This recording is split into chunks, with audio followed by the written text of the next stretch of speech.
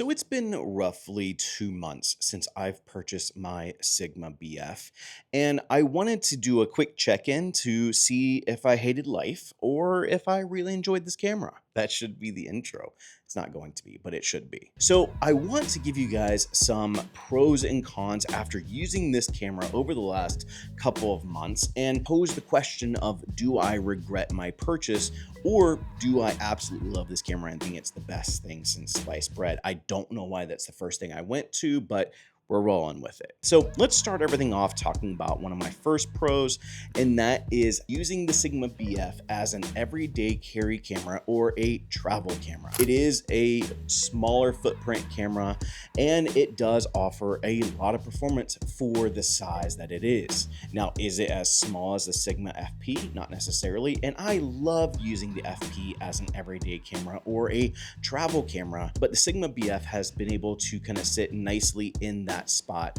of my everyday carry camera or travel camera.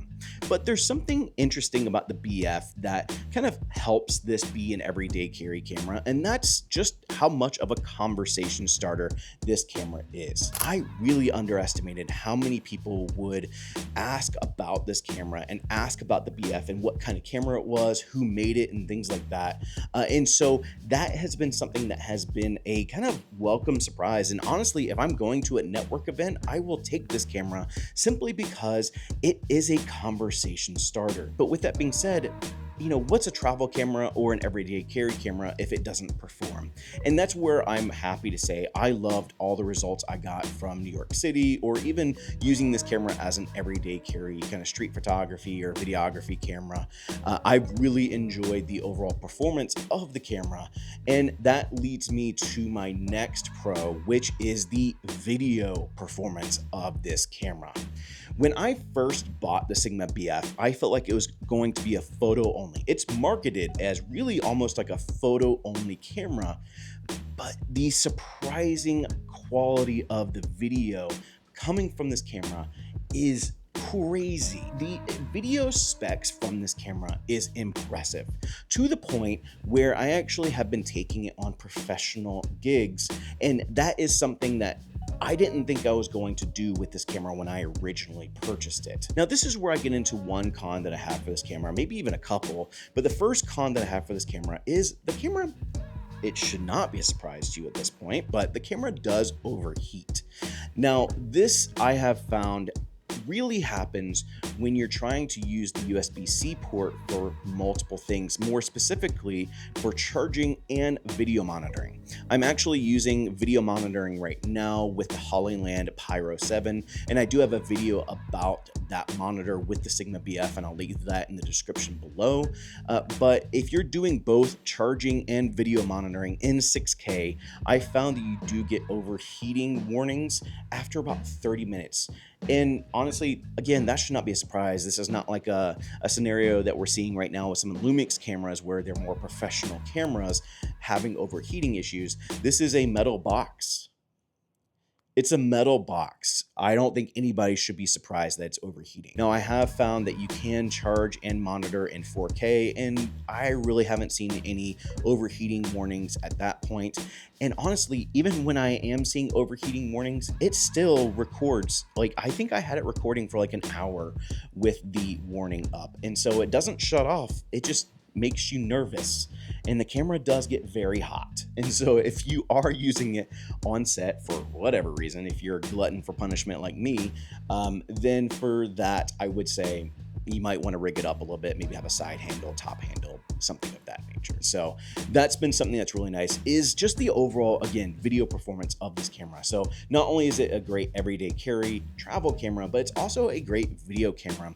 And one thing that makes that really true is the improved autofocus. If you're a Sigma FP owner, you know that it's pretty laughable to use autofocus. I'm on the 24mm f1.4 right now, and it is tracking my eye. Now, is it perfect? No, but it is leaps and bounds better than what it used to be. Now, one thing that I will share as a best practice is that if you're using autofocus for a situation like this, very similar to Lumix cameras, turn on human detect full kind of area or full thing. I don't know what they're called, but turn on human detect with the full area, and that should actually be a really good setup for an interview or a talking head like this. Now, going back to the idea of using the Sigma BF as a video camera and even using it on set, the question may come up of why. And that will always go back, for me, for Sigma cameras, to the image. The image and the colors that come from this camera are fantastic. And not just the baked in colors, but you have L-Log, which I've grown to really enjoy the look of. And then you also have a lot of new color modes, which one of them I absolutely love. I'm doing a lens test right now and filmed an experimental kind of test footage. I think some of these shots I may have added contrast, but other than that, it is straight out of camera and I love it. Now, what is a longer term review if I don't mention some of the things that just drive me nuts? And so let's talk about some of those things. One thing that drives me nuts is the IO. Now, it's not a deal breaker, but the IO is obviously very limited. You only have a USB-C port. Now, I am monitoring with a USB-C to HDMI cable, and I have been able to find a hub where I can both monitor and charge, and I'll leave a link to that hub in the description below. Ideally, you'd have more than just one USB-C port, but that is something that we kind of signed up for when we bought this camera. And then the other con for me, the other negative for me, is the frame markers. This is a really weird kind of negative. I do hope that in a future firmware, they fix frame markers to have usable frame markers, but that is something that I found as a negative. Oh, I almost forgot. Battery life. It sucks. It truly sucks. And so with that, the question again comes down to, do I regret my purchase of the Sigma BF? And I can tell you wholeheartedly, not at all. I really do love this camera. I have an affection for cameras that are kind of like the underdog or people hate on. I love using them and I love proving people wrong. I don't know. It's maybe a personality trait. I'm not entirely sure, but I love quirky cameras. And the Sigma BF is that 2025 quirky camera, and I love it. I've actually ordered a second black version of the Sigma BF, and so I'm going to be using it as a B and C camera to my Lumix S1 Mark II, and you know, it does have its flaws and it is sometimes quirky, but I love it for everything that it is, and so I absolutely do not regret purchasing the Sigma BF. While it may not be for everyone, it is for me. And so that's it for me. I hope you guys enjoyed the video. If you do have any questions about the Sigma BF, let me know in the comments below or reach out to me on Instagram and we can start a conversation there. If you do enjoy Sigma BF, Sigma FP, Lumix content, make sure you subscribe to the channel. There is plenty of that here on the channel. As always, thank you for joining. Go and find your journey. Go embrace life. Peace.